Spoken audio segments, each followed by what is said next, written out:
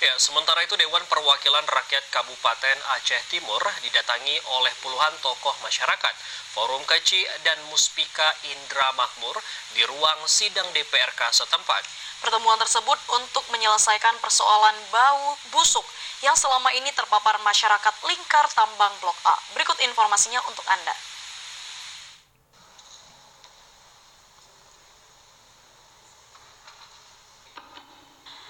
Pantauan rapat tersebut juga dihadiri sejumlah staf manajemen perusahaan yang beroperasi di Blok A.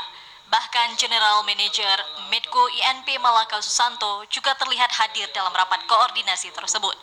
Dalam rapat ini, perwakilan dari masyarakat meminta kepada DPRK dalam hal ini, pemerintah Aceh Timur juga agar segera dapat menyelesaikan persoalan.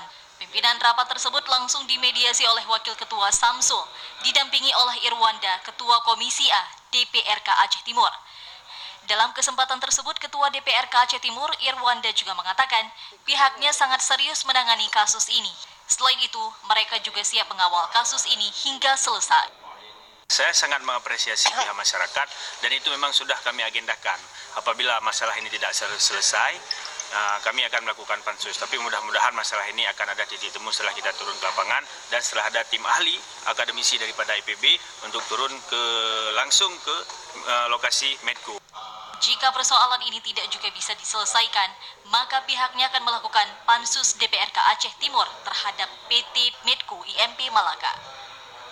Dari Aceh Timur, Said Maulana, TVRI Aceh melaporkan.